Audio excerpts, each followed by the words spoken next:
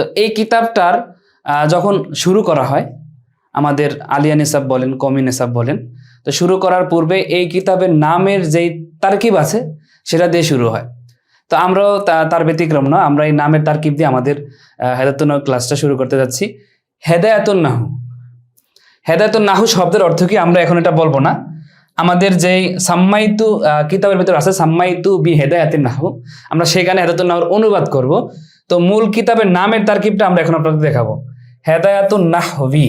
তো হেদায়াতুন নাহভি আমরা জানি হেদায়াতু শব্দটা নাকেরা, যেহেতু মারেফার যে প্রকারগুলো আছে, আর নাহভু শব্দটা মারেফা। তো হেদায়াত শব্দটা নাকেরা কেন? আমরা জানি যে মারেফার যে প্রকারগুলো আছে, জমির, ইসমি ইশারা, ইসমে মাউসুল, আলম কারো নাম হওয়া, আলিফ লাম যুক্ত হওয়া, তারপরে হরফে নেদা আসা, এগুলো কিছুই হয় না। এই জন্য হেদায়াত শব্দটা হলো কি আপনার নাকেরা, আর নাহু শব্দটা হলো মারেফা। তো নাকেরার পরে যখন মারেফা আসবে তখন মুদাফ মুদাফ ইলাইহি তারকিব হবে। তার মানে এই অংশটা হলো মুজাফ আর এই অংশটা হলো মুদাফ ইলাইহি। তো এখন আমরা প্রাথমিকভাবে জানি যে মুদাফ মুদাফ ইলাইহি মিলে মুরাক্কাবে এজাফি, এটাই তো আমরা সবাই জানি, মুরাক্কাবে এদাফিয়ুন, মুরাক্কাবুন এদাফিয়ুন। আসলে মুরাক্কাবে এদাফি যেটা, আসলে আপনার যে আমরা সামনে ইনশাআল্লাহ শিখবো, আমাদের সামনে আলোচনাগুলো আসতেছে, যে মুরাক্কাবে এদাফি যেটা আছে সেটা আসলে পূর্ণ বাক্য নয়, এটা গয়রে মুফিদ অর্থাৎ অপূর্ণাঙ্গ বাক্য। এখন অপূর্ণাঙ্গ বাক্যর মাধ্যমে তো আর বাক্য হয় না, কিন্তু এই যে মনে করেন আমি বক্তা আপনাকে কথা বলতেছি, আপনি হলেন শ্রোতা, আমি যদি একটা কিতাব লিখি, সেই কিতাবের পাঠক হলেন আপনি, তাহলে বক্তা এবং লেখক তার শ্রোতা এবং পাঠককে যদি কোনো বিষয় বোঝাতে চায় তাহলে অবশ্যই একটা পরিপূর্ণ বুঝ তাকে দিতে হবে, এটাই হলো নিয়ম। তো কোরআন হাদিস বলেন বা যে কোনো আরবি কিতাবাদি বলেন, আল্লাহ সুবহানাহু ওয়া তাআলা রাসূলুল্লাহ সাল্লাল্লাহু আলাইহি ওয়াসাল্লামের উপর কোরআন নাজিল করেছেন, রাসূলুল্লাহ সাল্লাল্লাহু আলাইহি ওয়াসাল্লামের মুখ নিঃসৃত বাণীগুলো হাদিস, এবং আরবি কিতাবাদিগুলো আমাদের বোঝার জন্য অনেক কিছু লিখেছেন, তাহলে অবশ্যই একটা পূর্ণ বুঝ আমাদের পাঠককে দিয়ে গেছেন। এখন প্রত্যেকটা বিষয় একটা পূর্ণ বুঝ লাগবে, আর পূর্ণ বুঝ হওয়ার জন্য একটা পূর্ণ বাক্য লাগবে। অপরিপূর্ণ বাক্যের তারকিব হয় না। হ্যাঁ, আমরা ছোটবেলায় শিখি মুজাফ মুজাফ ইলাইহি মিলে মুরাক্কাবে এজাফি, মাউসুফ সিফাত মিলে মুরাক্কাবে তাওসিফি। হ্যাঁ, এটা আমাদের ছোট স্টেজে ছোটবেলায় শেখায়। এখন যেহেতু একটা আপনার যখন আপনি একটা শব্দর লিখবেন, সেটা অবশ্যই একটা পূর্ণ বাক্য যেভাবে হোক না কেন বানাতে হবে। যেমন আমাদের নামের তারকিবগুলো আমরা কিভাবে করি, আমরা একটা ইসমি মুবতাদা মাহজুব ধরি, আনা উজ্জ ধরি, আনা কমারুল হাসান, ইসমি কমারুল হাসান, তো সেগুলো ধরার প্রয়োজন কি? কমারুল হাসান মুজাফ মুজাফ ইলাইহি মিলে মুরাক্কাব এজাফি বললেই তো হয়, কিন্তু না, যখন একটা তারকিব করতে দেওয়া হবে, যখন একটা বিশ্লেষণ করতে দেওয়া হবে, অ্যানালাইসিস করতে দেওয়া হবে, তখন একটা পূর্ণ বাক্য সেটাকে বানাতে হবে, এটাই হলো নিয়ম। এই জন্য আমাদের ওস্তাদগণ যখন এই কিতাবগুলো পড়িয়েছেন, যে কোনো কিতাব পড়িয়েছেন, কিতাবের নামের আমাদের একটু তাহকিক, নামের বিশ্লেষণ এবং নামের তারকিব আমাদেরকে শিখিয়েছেন।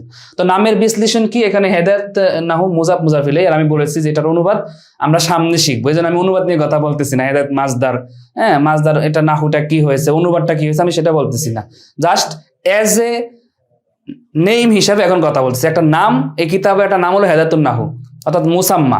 হেদায়াতুন নাহু বললে নাহুর হেদায়েত বা অন্য যা হয় অনুবাদটা আমরা বুঝি না, হেদায়াতুন নাহু বললে একটা কিতাব বুঝি, তো সেটা হলো মুসাম্মা। তো মুসাম্মাটা নিয়ে আমার এখন কথা হবে। তো এই মুসাম্মার যখন আপনি তারকিব করতে যাবেন, তখন আপনার অবশ্যই সেটাকে পূর্ণ বাক্য করতে হবে। তো আমাদের ওস্তাদগণ বা বিভিন্ন সরাসরুয়াতে, বিশেষ করে উর্দু সরাগুলোতে এইগুলোর তারকিবগুলো করা আছে। তো এই নামের তারকিবটা অনেকভাবে ওনারা করেছেন। তো তার ভিতরে কয়েকটা অবশ্যই, যেহেতু আপনারা হেদায়াতুন নাহু শিখতে এসেছেন, তো এই বিষয়গুলো আপনাদের ছাত্রদেরকে শেখাতে হবে, আপনার ছাত্ররা প্রশ্ন করতে পারে, ঠিক আছে, তো সেখানে শেখাতে হবে। আর যারা আমরা এখন প্রাথমিক স্তরের আছি, এগুলো শিখতেছি, আপনারা প্রয়োজন হলে এগুলো এড়িয়ে যাবেন। হ্যাঁ, যেগুলো মূল পড়া সেগুলো আপনারা শিখবেন, ঠিক আছে। তো আমি তো প্রথমেই আপনাদেরকে বলেছি যে আমাদের এই হেদায়াতুন নাহু ক্লাসটা প্রাথমিক, মধ্যম, উচ্চ সব স্তরের ইনশাআল্লাহ কাজে আসবে, ঠিক আছে। আচ্ছা, তাও কথা না বাড়িয়ে আমরা মূল পড়াটা শুরু করি। তো দেখেন, হেদায়াতুন নাহু, যদিও অনুবাদটা আমার মুখ দিয়ে চলে আসতেছে, কিন্তু আমি অনুবাদ করব না, বলছি এটা সামনে ইনশাআল্লাহ অনুবাদ আসবে। এজ এ নেম হিসেবে আমি এখন এটার অনুবাদ মানে তারকিব করব। তো একটা নাম তারকিব করার ক্ষেত্রে আমরা যেভাবে ইসমি উজ্জ ধরি, গোপন ধরি, যে আমার নাম কামরুল হাসান, আমার নাম আব্দুল্লাহ, আমার নাম জায়েদ, আমার নাম শামিমা, আমার নাম যে কোনো কুলসুম, হ্যাঁ, যে কোনো, অর্থাৎ আমার পুরুষ মহিলা সব ক্ষেত্রে আমরা এভাবে ধরি। তো সেই ক্ষেত্রে যেহেতু এটা একটা কিতাব, তাহলে আমরা ধরতে পারি ইসমু হাদাল কিতাব, ইসমু হাদাল কিতাব। তো আপনারা যে কোনো কিতাব নামের যে তারকিব করতেছেন তখন ধরতে পারবেন ইসমু হাদাল কিতাব। মাদ্রাসার নামের তারকিব করতে চাইলে ইসমু হাদিহিল মাদ্রাসা, এভাবে ধরতে পারেন। তো ইসমু হাদাল কিতাব, ইসমু হাদাল কিতাবি হেদায়াতুন নাহু, তখন এই অংশটা হবে মুবতাদা। এটা মুবতাদা হবে কি হবে?